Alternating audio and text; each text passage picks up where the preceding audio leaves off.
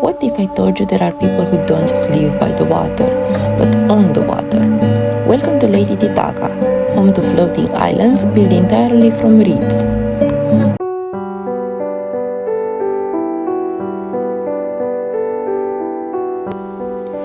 Lake Titicaca sits at over 3,800 meters above sea level, between Peru and Bolivia. It's the highest navigable lake in the world, a place of stories, myths, and ancient traditions. And right here, on these calm blue waters, the Uros people have created a floating world, unlike anywhere else on Earth.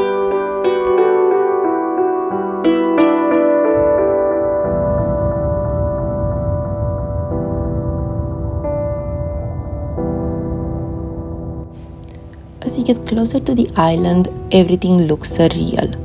At first, you see the golden color of the totora reeds drifting on the surface. Then the shapes of small houses appear.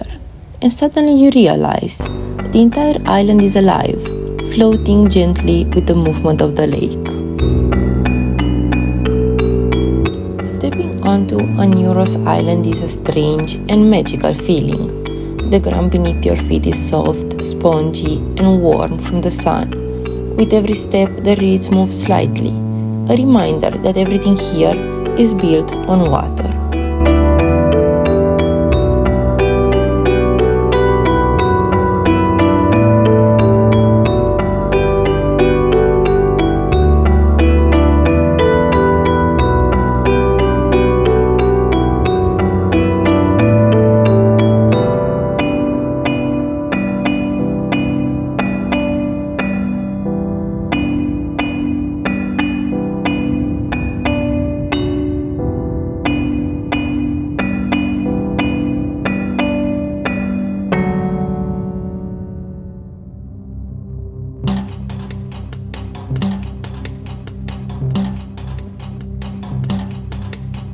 The floating islands are made from totora, a reed that grows naturally in the shallow parts of the lake. It all begins with huge blocks of floating roots. These natural platforms are tied together with ropes. Then layer after layer of fresh reeds is added on top. The top layer must be replaced often because the bottom part slowly decomposes. Maintaining the island is a continuous job, but it's also a skill handed down through generations.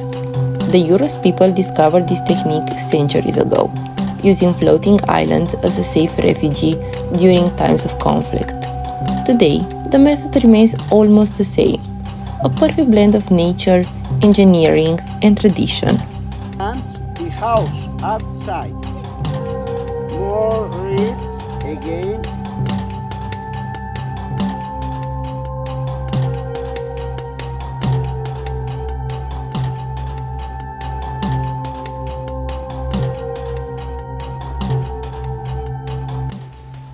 Life on a floating island moves at its own rhythm.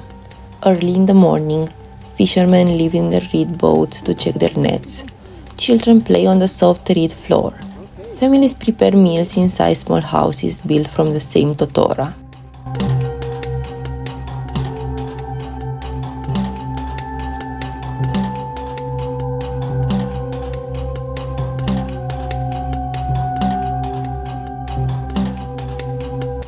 Everything here is simple, quiet, and peaceful, but it requires constant work. Replacing reed layers, repairing roofs, drying totora for boats. Every day includes small tasks that keep the island alive.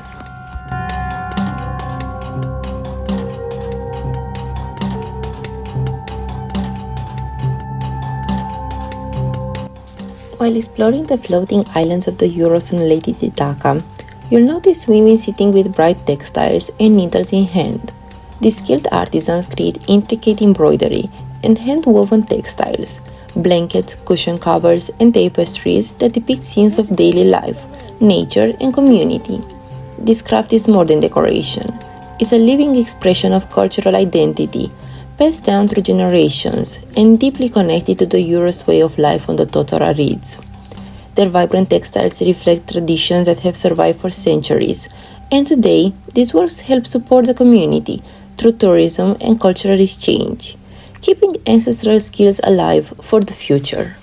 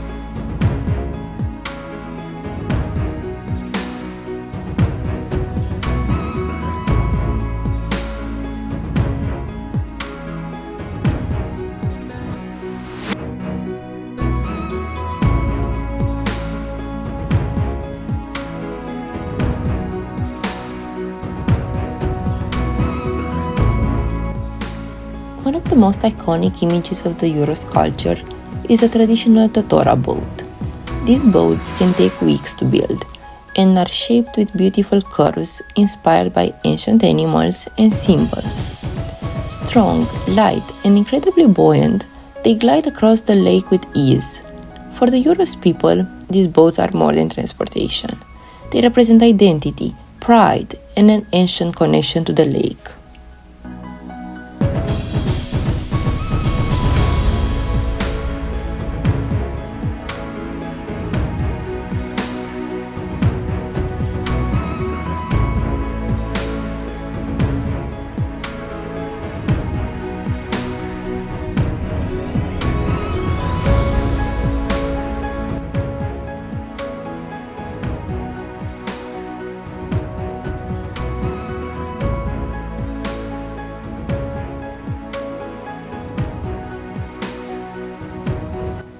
Even though modern life has reached the island, solar panels, small schools, and tourism, many Uros families continue to follow their traditional customs.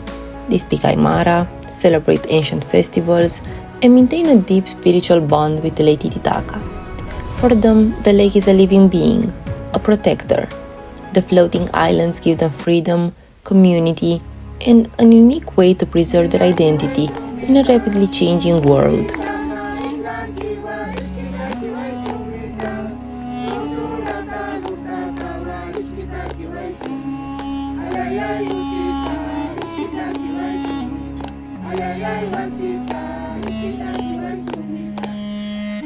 Now in Quechua.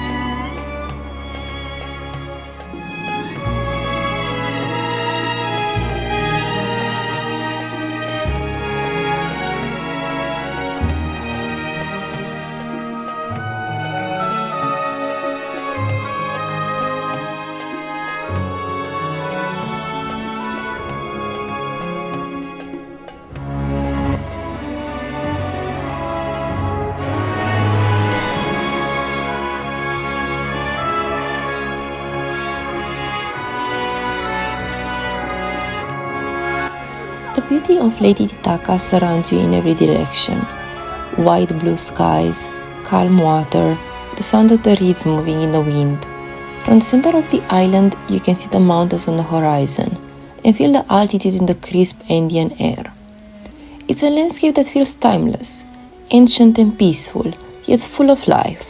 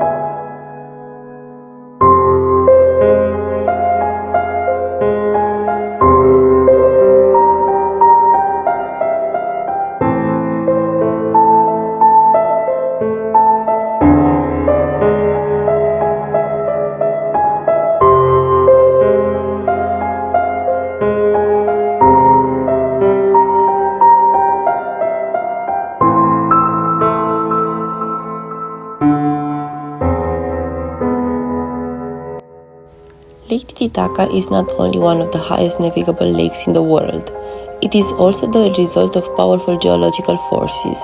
Millions of years ago, tectonic movements lifted the Andean plateau, trapping ancient waters between rising mountains. Over time, rainfall and glacial melt shaped the lake we see today, creating a unique high-altitude ecosystem where life adapted to thin air, cold temperatures, and extreme conditions.